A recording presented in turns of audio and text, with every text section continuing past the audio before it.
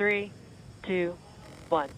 This is SpaceX's Falcon 9 taking off from Earth for its first mission with the crew on board. And you might be wondering, where is it going? Well, it's going to space. More specifically, it's going to the International Space Station, or the ISS. But how does it exactly get there? Well, fasten your seatbelts because you're about to learn some rocket science. Alrighty, so you first get on this huge rocket filled with fuel. This rocket has two engine stages in which they separate from the actual crew capsule once in orbit. So it's liftoff time, but how does that happen? Well, according to Newton's third law of motion, which states for every action there is an equal and opposite reaction. So the engines fire up, which generates the thrust needed to overcome the weight and the drag of the rocket to lift it up and also to maintain a positive acceleration rate. Next, after a couple minutes, stage 1 separates from the rocket structure, having used up all its fuel and to save weight.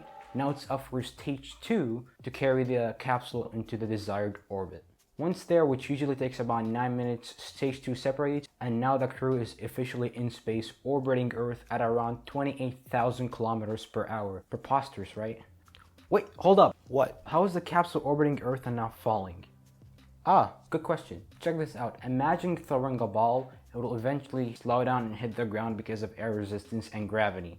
Now try throwing the ball harder. It will travel longer and faster before hitting the ground. Now imagine you're Superman and you threw the ball so hard that it reaches the speed that is relative to Earth's curvature and it doesn't hit the ground. And that is exactly what the rocket did to the capsule. Here's the trick. According to Newton's first law of motion, which states that any object that is in motion stays in motion unless an external force acts upon it. Space is a vacuum though. It's not a perfect vacuum and it has little air resistance. Therefore, the capsule is not going to deal with it as much and will stay orbiting Earth. Okay, we're orbiting Earth, now what?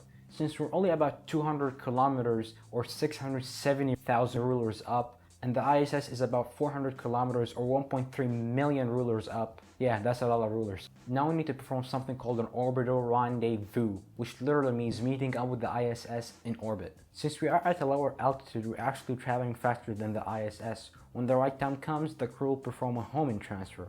A homing transfer is a series of two burns performed by the thrusters in order to raise our orbit to a higher altitude. One thing to note, the amount of correction burns performed varies between spacecrafts. Some take more, some take less. But once performed, we'll reach something called a phasing orbit, and it's crucial. Our goal now is to catch up with the ISS. Once in the perfect position, the crew will perform one last homing transfer. When executed, booyah! We are now officially in the same orbit as the ISS. Finally, the crew will perform docking procedures and dock to the ISS, and then of course you can high-five your fellow astronauts there. Congratulations, you just have learned some out-of-the-world rocket science. Thanks for watching, see you in space.